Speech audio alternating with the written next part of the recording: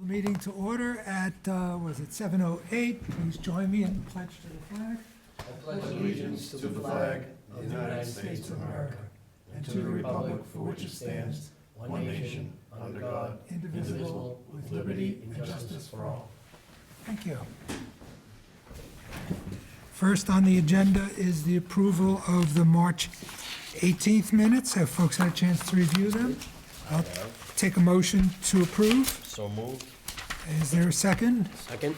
Okay, moved by Gray, seconded by McCarthy. Any changes, discussion, amendments? Seeing none, I'll take a vote. All in favor? Aye. It's unanimous. Thank you.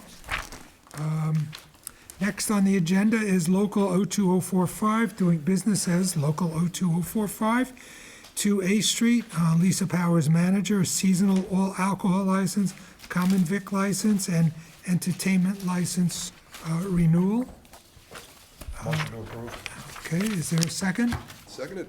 Okay, moved by Gray, seconded by Taverna. Any further discussion? All in favor? Aye. Aye, it's unanimous.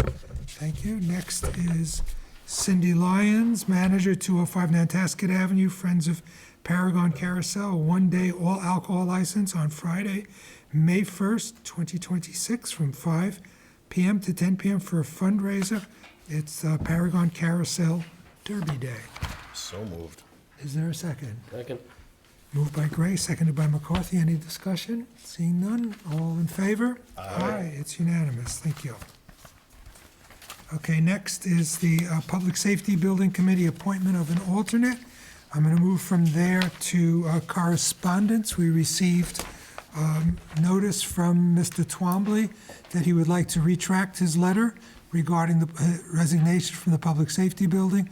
He'll be joining the committee at its next meeting. He was appointed as an alternate, so we won't have any appointment today. So, yeah, just a question. Is it okay, is it appropriate to discuss the committee very quickly? At this time, we could wait till Oh, after. let's do it at updates. Let's do it at updates, okay? Yeah. Okay. Next is the Select Board stipend, the proposed annual increase.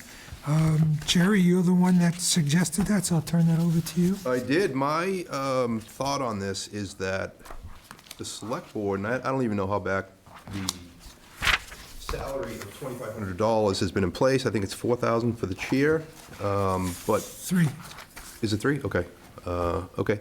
But just the thought that a 3% cost of living increase should be included with the executive level policymakers, as it is with the rest of the leadership in town and department heads and, all employees in general. I think it's expected.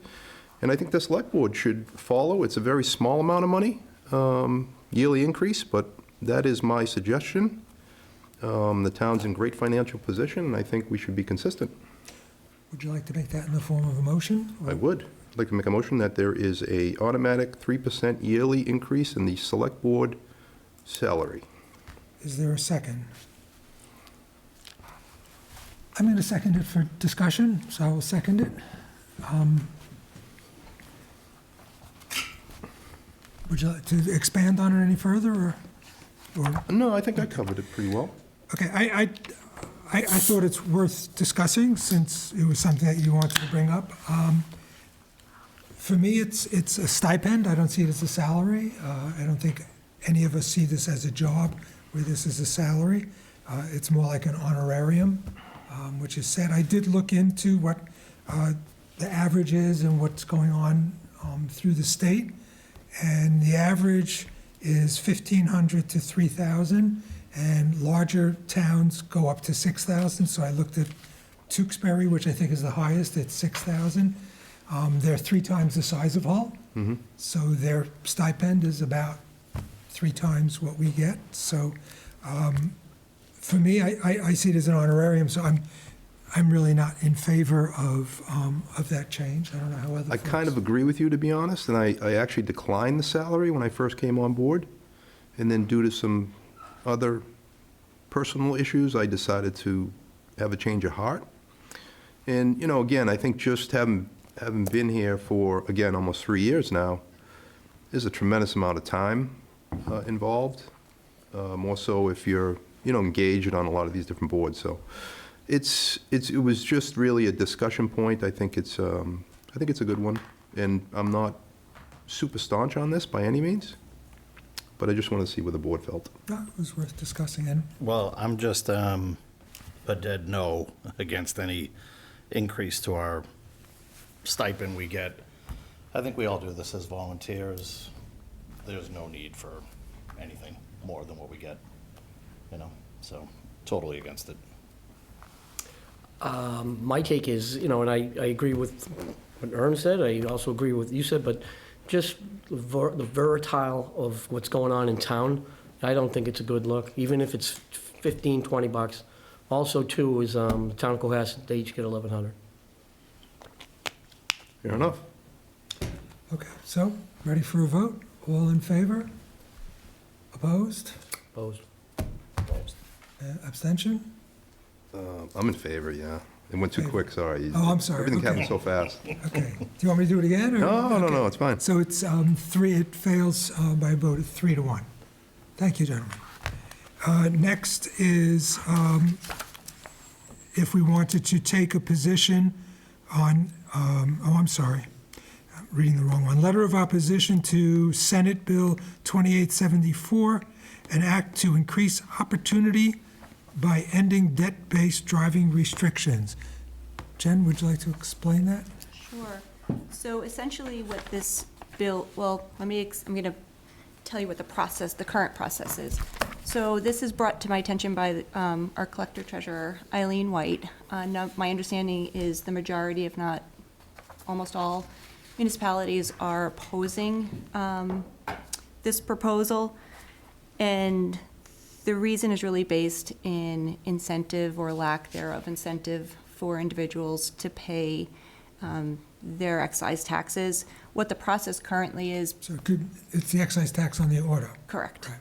correct, which is tied to the Registry of Deeds and their ability to renew a license. Probably includes boats, you think? Where that goes through the registry as well? Maybe? It does, but this, I believe, is tied to motor vehicle excise Yeah, tax. it appears the bill is specifically to motor vehicle. The current process right now is individuals receive a commitment or their bill. If they don't pay it by the due date, they then receive a demand. The town, as do most other towns, utilize a deputy collector that will send 2 additional notices before the individual who is not paying is marked at the Registry of Deeds, in which case, when they go to renew, for example, their license, which is every 5 years, they would be unable to renew until they paid their motor vehicle excise tax. Currently, Hull has a 96.4% collection rate, and that amount totals, or that amount equates to $1,663,903. There's about a 3% uncollected amount, which equates to approximately $58,500. So if we don't have essentially any stick, if you will, to collect, people could choose not to pay their excise tax, and that could, in the absolute worst-case scenario, be a nearly $2 million hit to the town. And then for that approximate $58,000 that's not collected currently, that would just compound year over year. And so obviously that would impact our revenues, because our excise taxes are part of our local revenues and contribute to our annual budget. So the Eileen White has requested, and I am recommending to the board, opposition to this act. The premise, my understanding is the premise for the act in the first place was for people who couldn't afford to pay their excise taxes and to not be able to renew their licenses would then enable them not to be able to use their vehicles to work. It's a bit of a catch-22. While unfortunate, the rationale or the reasons why some people are not able to pay their excise taxes, I know here in Hull, they can always reach out to the collector and work out payment agreements, for example, but this would be yield an unfavorable result locally. So if I can just summarize, so folks get 2 letters from the town and then 3 from a collector if they haven't paid? Well, they get their initial bill from the town, and then they get a demand notice from the town, and then the deputy collector, it goes to the deputy collector, who sends an additional 2 notices. So they get four notices that they're In total. delinquent, right? And when 3 they that go, they're delinquent, 4 notices of payment due in total. payment due, right? And if they are delinquent and they go to renew, then they can't renew, but at that point they can pay and the town would collect. Correct, and they'd be able to renew. Great. Any other questions? So who's pushing this? I'm just going through the notes of, is it some You know, I, Somebody action might- group or? Somebody up at the state think- legislation. Yeah, I think put the this act. idea is that, it's probably it penalizes lower-income people or people that have come across hard times, you lose a job. All of a sudden, you can't pay certain bills, and if they pull your license, like Jen mentioned, it's catch-22. I think that's the drive behind it. And Jen, you mentioned that if, let's say, someone like myself can't pay their excise tax bill, if I come in and request like a payment plan, is that even an option?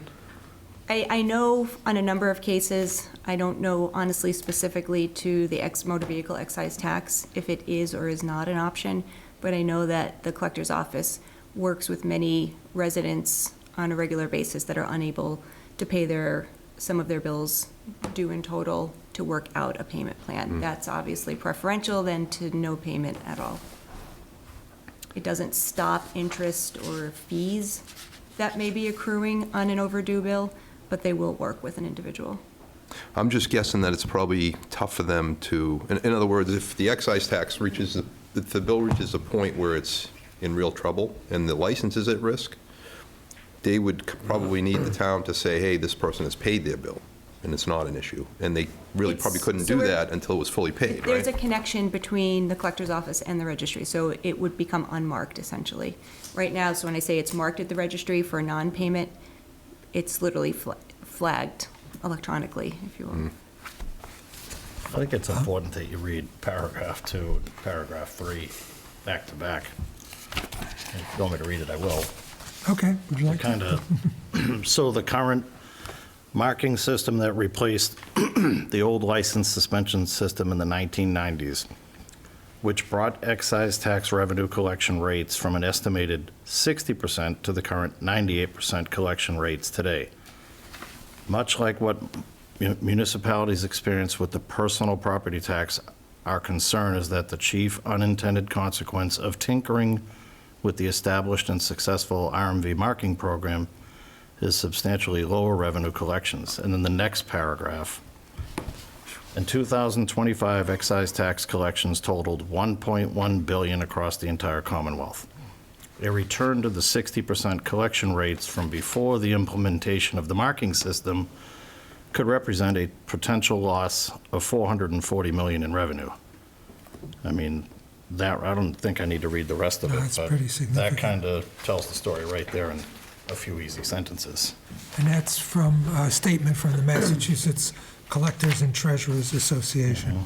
So, Those numbers are reflective statewide. I only referenced local home Right. Yeah. revenues. so we have a letter to Senator O'Connor and Rep. Moschino opposing this. I'll read it. It's going over my signature. With the board's approval, it will go out. Dear Senator O'Connor and Rep. Moschino, please accept this written testimony on behalf of the whole Select Board regarding S-2874, an act to increase opportunity by ending debt-based driving restrictions. We respectfully urge you to vote against the provisions of this legislation that would eliminate debt-based driver's license suspensions related to non-payment of motor vehicle excise taxes. While we appreciate the intent of the bill, we believe it would result in significant material unintended consequences for municipalities across the Commonwealth.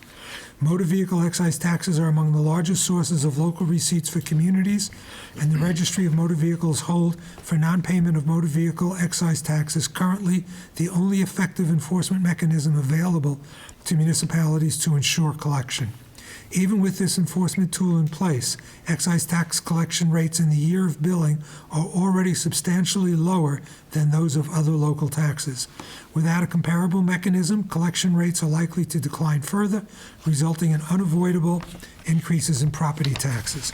Aside from income and sales taxes, the motor vehicle excise tax is one of the few taxes that impacts residents regardless of property ownership. It is often the only local tax paid by both renters and property owners. Currently, many taxpayers only pay outstanding excise bills when a registry hold affects their ability to register a vehicle or renew a license. Removal of this enforcement tool will significantly impact a municipality's ability to collect these taxes. By way of example, Hull's motor vehicle excise tax collection rate was 96.4%, representing approximately $1,663,903 in revenue. The 3% not collected equates to roughly $58,500. Under current law, this amount is expected to be recovered in future years through registry holds, which can be released within 24 hours of payment. If this enforcement mechanism were eliminated, there would be no clear expectation of recovery. As a result, municipalities would be required to increase overlay reserves to cover a shortfall, doubling the tax impact. At a time when housing affordability is a pressing concern and a key priority of this administration, this legislation would exacerbate existing challenges. The loss of an effective enforcement tool would negatively impact property owners and businesses through increased property taxes, as well as renters who would likely experience these costs passed on through higher rents. Alternative enforcement methods available to municipalities, including collection agencies and credit reporting, would impose additional administrative burdens and costs, creating further financial harm for both communities and taxpayers. For these reasons, we respectfully ask for your support in striking any changes to Section 2A of Chapter 60A of the Massachusetts General Laws. Preserving this enforcement mechanism is essential to maintaining municipal fiscal stability and avoiding further impacts on housing affordability. Thank you for your consideration and for your continued service to the residents of Hull and the Commonwealth. Please do not hesitate to contact us with any questions. If the board approves, this will go out over my signature. I'll take a motion to approve. So moved. So moved. Okay, moved by Taverna, seconded by McCarthy. Any discussion? Yeah, just quickly, one of the key things for me in here, and again, this is a tough one, I can see both sides. But the likely, collection rates are likely to decline further, resulting in unavoidable increases in property taxes. And again, you know, Hull's got a very big senior population. And that's one of the ways, potentially, that, you know, they could be hurt, so I think it's the right thing to do. Great. Anything else? Okay, I'll take a vote. All in favor? Aye. It's unanimous. Thank you. We need 2 copies signed, one for each. Legislative. I'll trade. Is this your copy? So there's an original there now. How many do you want? 2, please. Okay.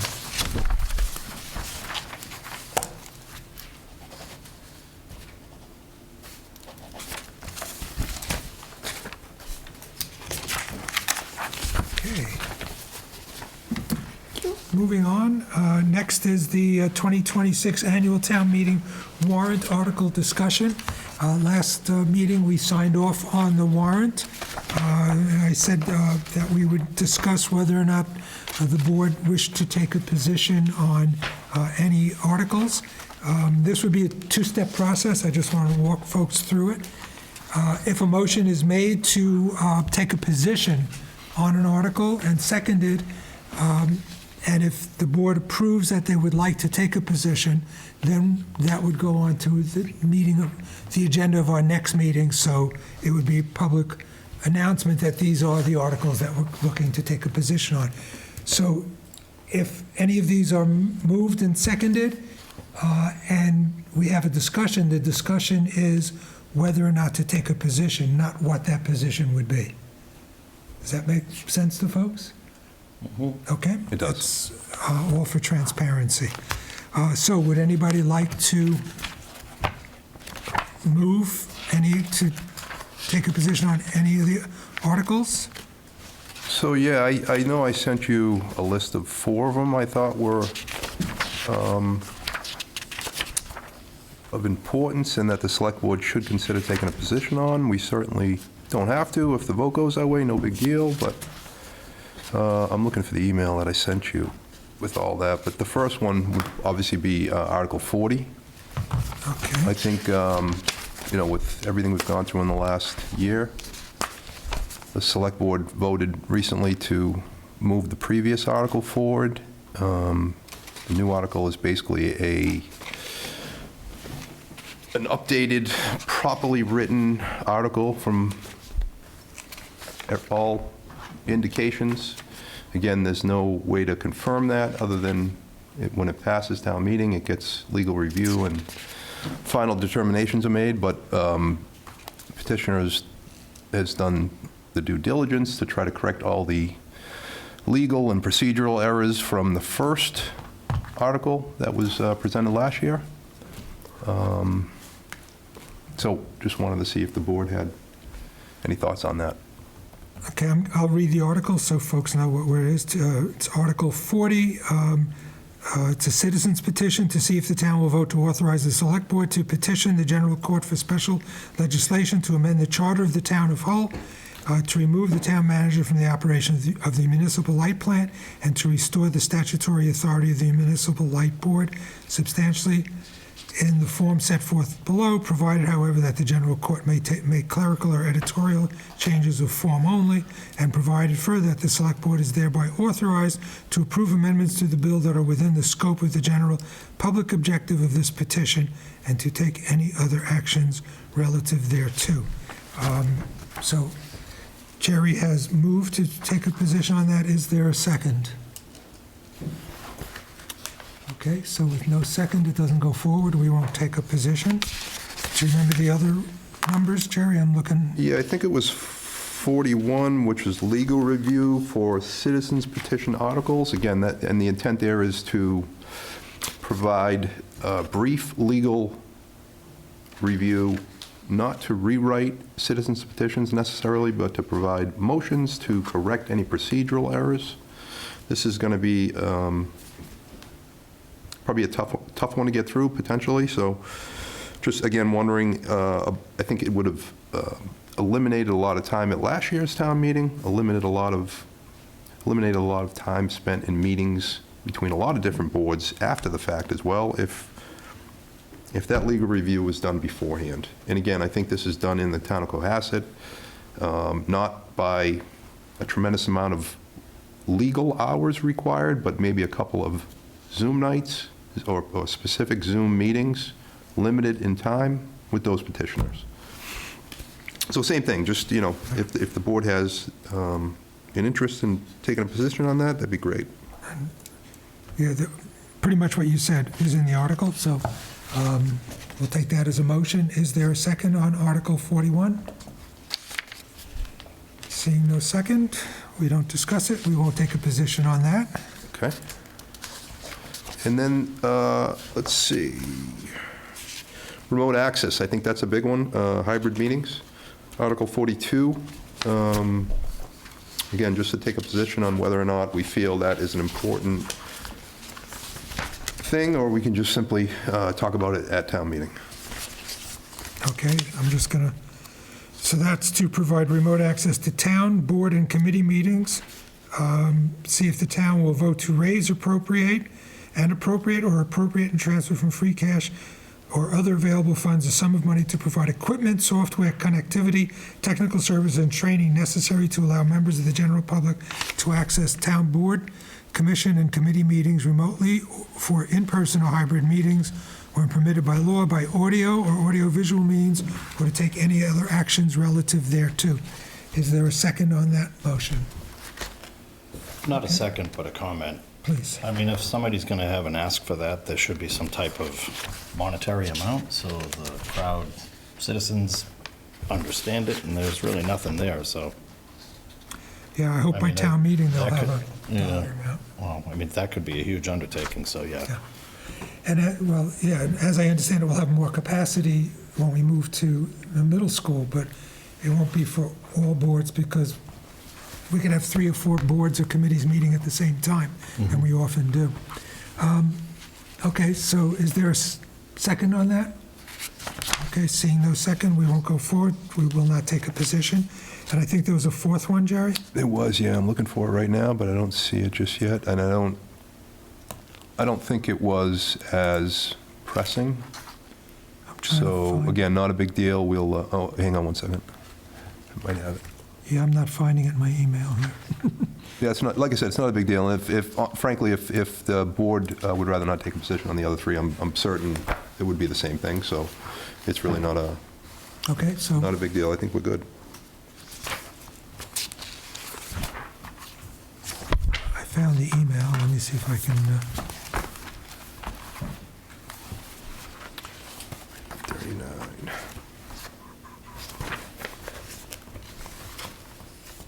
salary adjustment, hold on. Okay, it was Article 39, 40, 41, 42, and 35. Really, 35. 39, 40, 41, 42, and 35. 35 is the Capital Improvement Planning Committee. That's a citizen's petition also. So again, yeah, I think I'll refrain from making those motions based on the results of the first couple 3. Let me just check 35 real quick.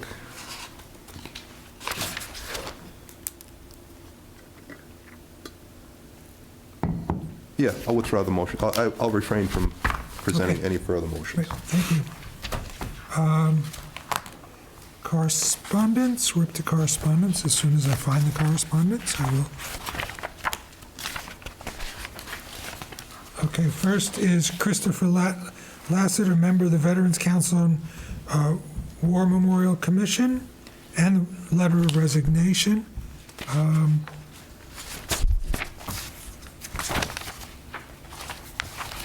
Okay, am I not finding that letter?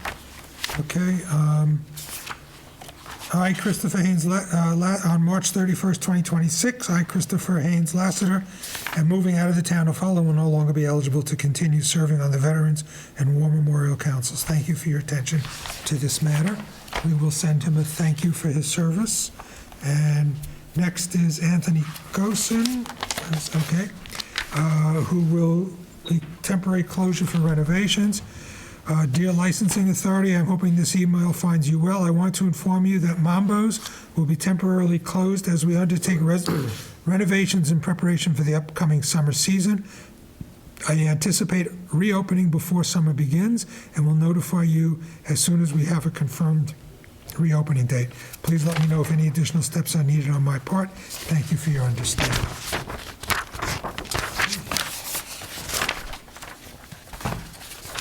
Okay, that concludes the items on the agenda. We'll go into updates, town manager updates. Thank you, Mr. Chairman. A couple of updates. One big update that I want to provide the board with is an update relative to town hall relocation. I believe I included that in your written updates. But as I indicated, would follow up with some more detail at the meeting. So we did meet with the OPM, I don't know, a week and a half ago, I believe, to review we received the cost estimation. They combed through it. It did unfortunately come in significantly higher than anticipated. We originally had a budget of $3 million, and that $3 million was arrived at by an average construction per square foot estimate. The project came in at $4 million over budget. $2 million, slightly more than $2 million of that overage is related to the HVAC and the AC units in the building, and the other more significant component was just relative to construction costs. I will let the community and the board know that while it's a good project and a solid project, it's really a relatively no-frills project. There's not a lot within it that there's really not much extra, if you will.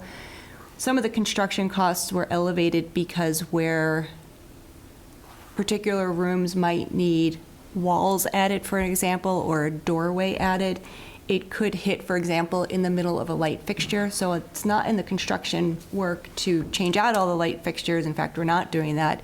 If a ceiling or wall, excuse me, hits in the middle of a light fixture, that light fixture needs to be moved, which then also might trigger other code requirements, such as relocation of sprinkler heads, required number of outlets for specific areas, also where the desks are located, the need for outlets, both electrical outlets and/or computer-related, IT-related outlets. The OPM did go through the cost estimate and gave 3 scenarios, one which would put us at about $3.5 million. That is for an exceptionally bare bones, more or less pick up and relocate to the middle school. I would strongly advocate against that, and for the reason being, this is a 30-year agreement. This is a major move for departments as well as for the community. And I would say, for my office, I would like to see this project done completely and correct, both for staff and for the community. I do hope, and I could absolutely foresee this building becoming a community hub in a lot of different ways over the next 30 years. Sooner, but for the duration of the 30 years. The middle estimate is closer to 4 million, or excuse me, 3 million over budget. That eliminates things such as carpeting in the offices, some of the HVAC controls, specific doors that would divide the town hall from other future uses in the building. Demolition of the lockers, and when I say demolition, removal of the lockers, so addressing the lockers and completely removing them, maybe making showcase space where the lockers had previously existed. And then also using some window units for the AC, which I will tell you, for this building alone, we have AC units, and it is not only an expense, it's a complete headache and inconvenience. And then you have to once you factor in the size of the units that are needed, for a lot of these classrooms are significantly sized, and replacement of them over the 30 years and installation of them, you probably end up at the same place you'd start off if you did it completely with full splits. So we have adjusted the capital request to $4 million, working with the town accountant to make that ask at town meeting. I'm happy to answer any questions for it, and I've also requested that the OPM, who is more than willing to come in and talk either at town meeting, but certainly to the board, to provide slightly more. It'll be essentially the same, but you can hear it from the OPMs and the architects directly about the cost estimate and where it came in. So the 4 million is in addition to what was already approved? Correct. So that's the new ask. Yep. And also, the HVAC, the mini splits, there's a long wait for them too, right? Right, so the other piece of this is the actual move-in time. It looks like the scheduled move will be spring of 2027. Part of that reasoning is there is a significant lead time on the HVAC units, as well as typically it's an 8 to 12 week lead time on the furnishings. Those still need to be selected and ordered once the budget is approved.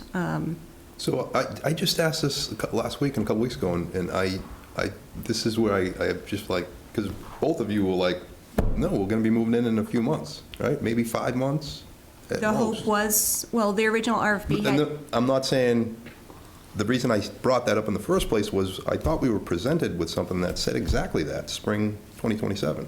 And that's why I asked the question. the original RFP had a 6-month time period in that. We knew that was really unrealistic, or I should say ambitious, and in fact it was. We received the cost estimate, like I said, not, in between meetings, and that's where it put us at. And when the OPM originally presented that timeline, we had some significant questions for him because that was the first we were hearing of that extended timeline as well. So, Can I ask a question about the air conditioning? Is it options of a rooftop unit, or is it just mini splits for the entire building? it's mini splits. There is a rooftop unit already on the building, but I believe we would need an additional rooftop unit. So it's mini splits, or splits in each, mini splits in each of the rooms. And are there like full-blown plans at this point, or is it just conceptual? No, it's more than conceptual. They're full. I think we've I don't know seen when you say something, right? full-blown I'm plans, asking but because they're- I can't remember. I know The we've space has been seen. designed out and built out. But designed. have plans been formally submitted or presented to you at this point? Yep, I believe we went through those when the OPM was here, or he did. He went through them. Right. Okay, so, yeah, now I remember that, yeah. The other contributor to the lead time is, we need to go out to bid for all the subcontractors, and that's about a 3-month process. And this is something I'll talk about a lot. In fact, we're talking a lot about it with the public safety building. We have not had a significant building project here in town in a while, and I think it's very important for people to understand what that planning and building process looks like and the duration of time that's associated with such a project. You have your planning phase, you have your conceptual design phase, and then you actually go to design, permitting depending on the, if it's a new build or a reconstruction.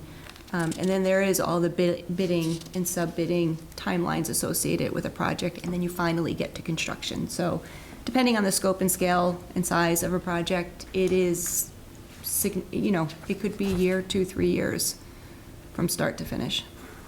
Well, I think we see just costs increasing for pretty much everything. That's also a And that- contributor.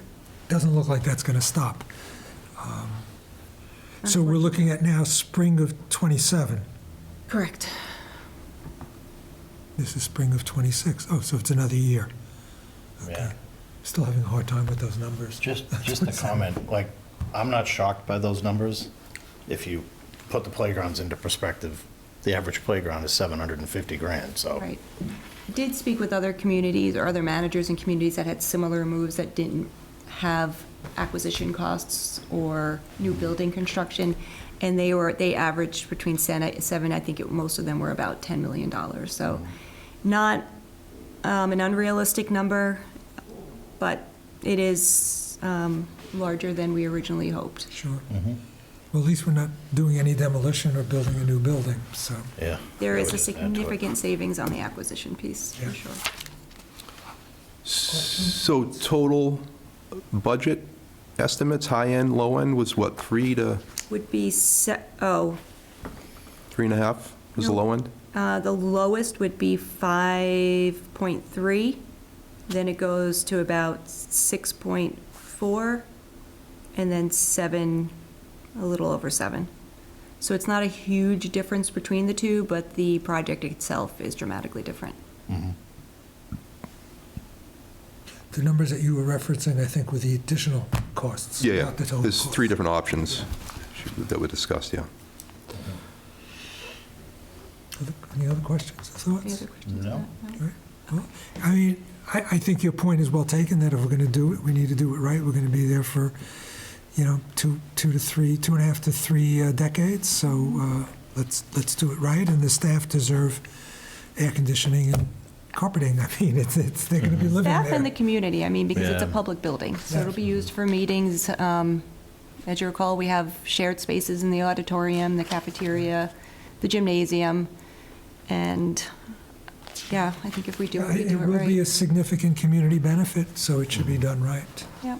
Yeah, absolutely. Yeah, and just to lastly, again, reiterate the timeline, probably was, from the time the original funding was approved, we did deploy some of that we had, because of the size, that being the budgetary threshold, had to bring a project manager on board before we can do any further work, because it's a public building, that's consistent with procurement law. Then we bring the OPM on, they brought the architects on, we did the existing site condition assessment, the needs assessment, build out the conceptual plans, got the estimate, and now we're at that next step. Great, thank you. So is the next step to present it to town meeting for funding, whatever the option is? Yes, so it's in as a capital request, and I do hope that the board considers supporting that article. That one, I think, is a no-brainer. Yeah. Yeah, we'll do that, we'll discuss that at our next meeting, the support for it. Okay, thank you.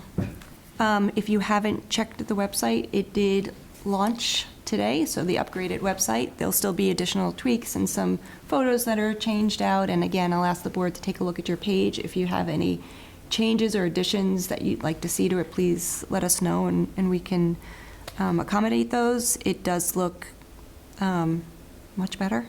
It's a lot And is more- much more intuitive. Yeah, and it's also much more modern. It's got is. a bright feel Whoa. to it, yeah. It does. Yep, Just pulled it up. yep. And so Very we'll continue to, add to it. We'll be increasing the frequency of the newsletters.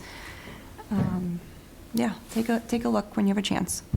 Yeah, I did, it was, So who runs the website? We collectively do.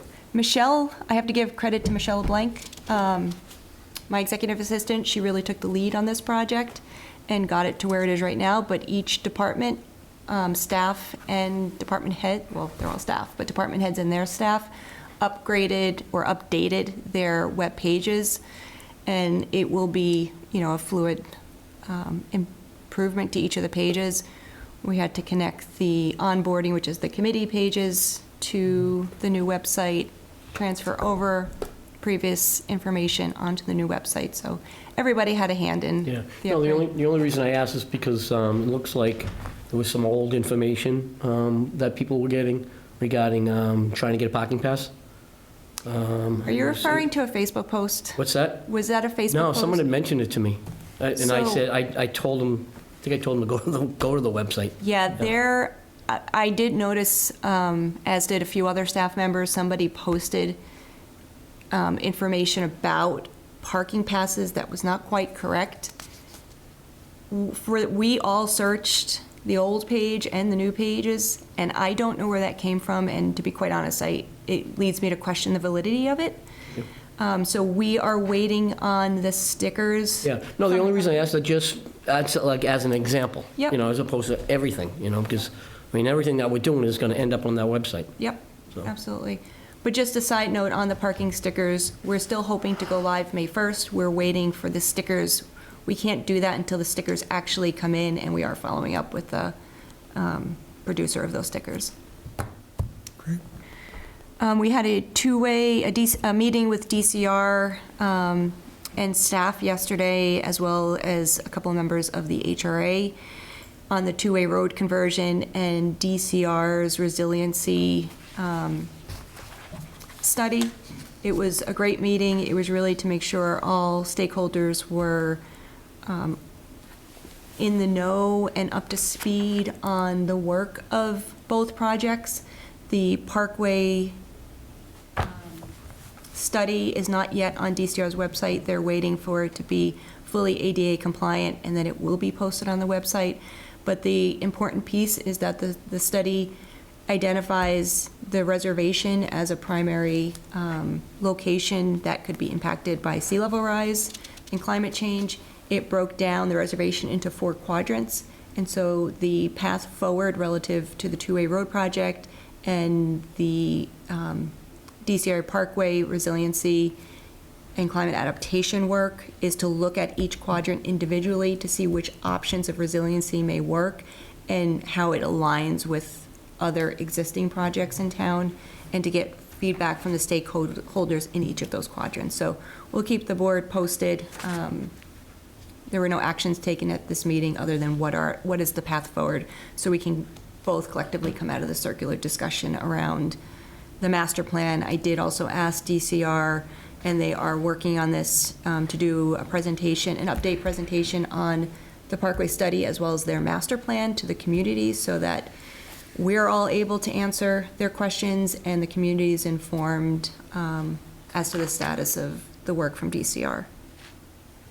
We had a second public safety building committee meeting that is going very well. I think the board did an excellent job. It's a very strong committee and has hit the ground running.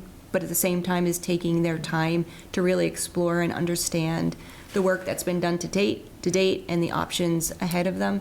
So at their next meeting, we'll be focusing on looking at doing a site visit at the proposed locations, as well as having the consultant come in and explain to the committee, as well as both departments presenting the existing conditions assessment as sort of a starting point. And that will lead into additional discussions about community engagement, but the committee wants to feel confident in the information they have right now before going out to the community, and maybe even just feel confident in the site locations that'll be posed.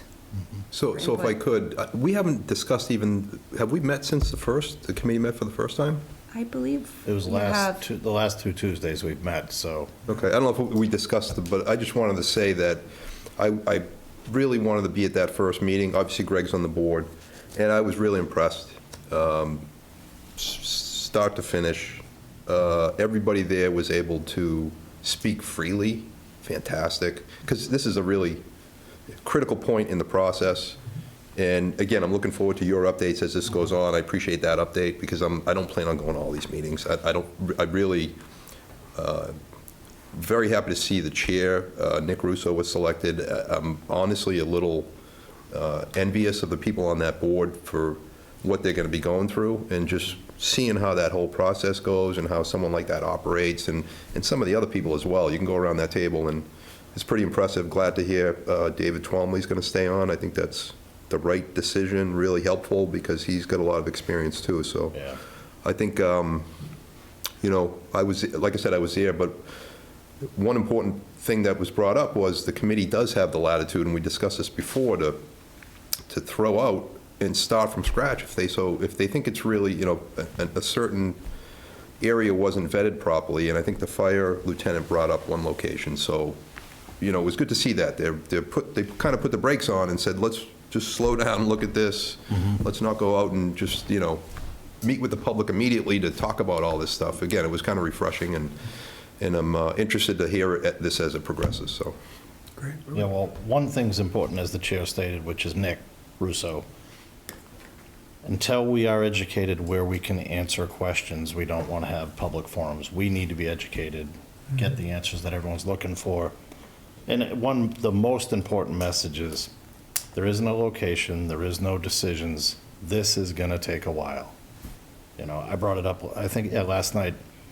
The Water Access Committee took 14 months. This is bigger than that. It'll probably take a lot longer. So people just out there in our town, just relax, and those meetings will come, and everything will be as transparent as it can be.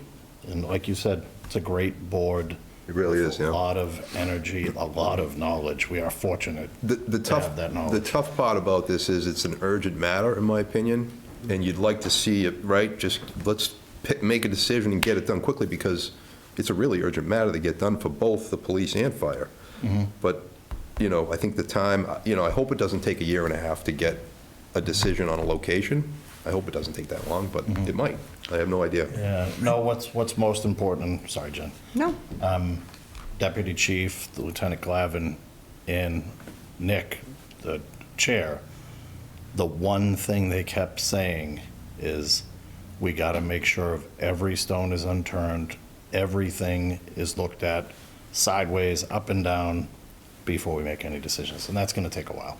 Yeah, you've got some strong voices in there too, so I don't. Very knowledgeable Yeah. voices. That's good. And similar to the Memorial Middle School and the move there, this is going to impact the town for decades to come. Those two buildings, yeah. Yeah, so it's not something we can rush into. It's really got to be done right, because we only get one shot at it.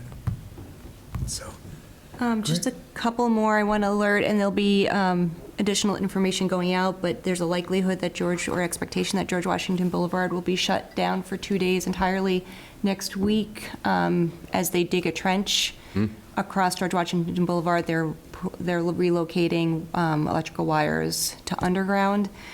I think we're anticipating the 13th and 14th. We have a meeting on that tomorrow, so that's just a heads up to the community, but we'll post. What month, Jen? April. Like, yeah, it's very, and that's more to connect the summer. Jake's Yeah, 'cause that's what it power is. supply. Correct. Yeah. Yep. There is also a potential change in traffic on George Washington Boulevard, which I'm going to hold off on reporting out right now because we reached out to MassDOT with some concerns, and we have a discussion on that matter as well tomorrow, and so I will keep everyone posted. I know there was a question about contributions from the town to the 250th efforts and celebration. The town has actually contributed $75,000 in total over the past 2 years towards those efforts, and so I think that's, a very reasonable, generous contribution to the efforts. It was, I didn't know that number. Yep. It's good to clarify that. I know the committee's met with the HRA and I think the light plant, right, for additional donations, and that's great news, fantastic. And on the 250th, the commemorative flags have come in, and they will be for sale online, so we'll let the community know when they can hop online and get their flag, and I think challenge coins also. And I think you have some And there stickers are and magnets. stickers and magnets. Yep. We also ordered Well, no, you can go and finish, then I'll ask seat you after that. cushions for town meeting. We did half town seal. Excellent. And half 250th commemorative Are they seat gonna work? cushions, so. Are the seat cushions going to work? Well, Thanks, they, Last one's when they you will sat down, work. the air went right Yeah. out. Yes, they will work, and if one doesn't work, buy two, buy three. Buy one for your back. So you mentioned the town's contribution. What was the light department's? I mean, I know what it is, but, The light department contributed $25,000. and the HRA was, I believe they were 10,000, yeah. It's 10. yeah. I mean, because like just even a parade is ridiculously costly. Oh. Every float you get is thousands. Well, The every parade's aspect of it. expensive, the fireworks are exceptionally, well, they're expensive. Yeah. So again, to do it right, we're purchasing banners that people will, the community will see throughout town. Many departments are gearing up to decorate their properties in red, white, and blue lights. So a lot going on. I have to give Lori West and John Riley and the committee a lot of credit. And then just lastly, Brian, I know you had asked about the lights in Ken Burma. They are still up, but they are off. Yep. And part of that rationale is because they're off because some of the bulbs were out, and they are continuously going out, and we all agree, I think, that they don't look great if they're not fully lit. But in order to take them down now, sort of as we get in season, they need to be done overnight because it actually is a lot of work and time, and so we have to bring in overnight crews to do that, which is overtime. So until there's a decision on whether we keep them or we do something different, which we are exploring in the Ken Burma district, they're going to stay up but off for the summer. To me, it looks bad during the day. At nighttime, it's noticeable, Yeah. and it's terrible. Yeah. They're great when they work, though. Yep, 100%. Oh, yeah, it looks. I mean, if there's a future plan ever, LED, maybe change colors, you could go, whatever, Halloween I have colors. Salt thought of air, LED, salt but- air just destroys Whatever's everything. going up there is going to get And the attacked. wind And the there. wind The wind is a has been big killer, factor. so that's what happened to it. So, Yep, but we'll get something figured out. That's all I have. Thank you. I had one, but she covered it. so I'm good. sorry. That's good. No competition here. I'm good. I don't have anything. So Hulliver Cleanup Day is April 18th. They're meeting at the N Street / Nantasket Ave corner from 9 to 1. The rain date is the next day, the 19th. So come on out, show your civic pride. I think Betsy told me there's going to be a coffee truck there and what have you, so, yep. Like I said, I told her I'd mention it every time, so Maybe have them get Until the 18th. some of this stuff down there. not a bad idea. Yeah. Yep. Yeah, maybe sell flalags, Yeah. if someone wanted to do that. Yeah. Well, you're going to get a captive crowd, so. Yep. The flags look great. There's one hanging outside of the hardware store. If Oh, you're driving by, yep. Oh, I haven't seen that. Great. Anything else, Brian? Nope. Jay? So just two quick things. One citizen question was just asking again about the same question from last time, which is about a public hearing on the one-way road at the seawall, in that it looks rather narrow from the naked eye far away, which is probably accurate. I haven't been down there, to be honest, to see it, but, so that was a question on a public hearing for especially the Alton Hill residents. We don't have a public hearing date yet. It has been, a lot of people, departments have been very tied up with town meeting prep. There's a lot that goes on ahead of town meeting. They are doing work on the roadway, but there haven't been any decisions made, and there will be a public hearing ahead of that time. It might look narrow, but it is consistent with regulations associated with the width of a roadway. And it could look narrow because it is narrowed from what was there in the past, so. And just to review again, it's been a while since we talked about it, and I don't remember the designs and all that, but is there a walkway for pedestrians, obviously, on one It's a side? walkway. I don't believe it's a fully built-out sidewalk, but there is a walkway, Okay. And then, Side, I think. The lagoon side, right? the lagoon side. and then last question is, one citizen reached out and asked about if you can just give a summary on the distinction between, the question is, can we go to the sewer plant for a donation? Can we go to another town department? And that's the question is why, what's the distinction between the light plant and the other ones where a donation like that can be made? Like I said in the meeting, there's been precedent from the light board to make similar donations and contributions. The mural on the light building, for example, that was at the expense of the light plant. The holiday lights is also a contribution from the light plant, and so that was the reason the request was made from the light, to the light To the light. board. From the committee, right? From the board? From this committee, yes. Yeah. Okay, thank you. One thing I forgot to mention, that we had our first Select Board office hours today from 6:30 to 7, and we will be scheduling it again in May. Our meeting in May is the 20th. Just wanted to announce what day we'll do it. The first Wednesday is town meeting, so the 3rd is the 20th. So you have meetings April 22nd, and then May, 6th town meeting, May 20th. May Yep, unless you 20th choose would to meet on probably the be the better one. 13th, or there's a Yeah. need to. No, okay, so our next Select Board office hours will be May 20th, and would you like to join me? Sure. Okay, so it'll be Brian and myself. Bringing dinner or anything?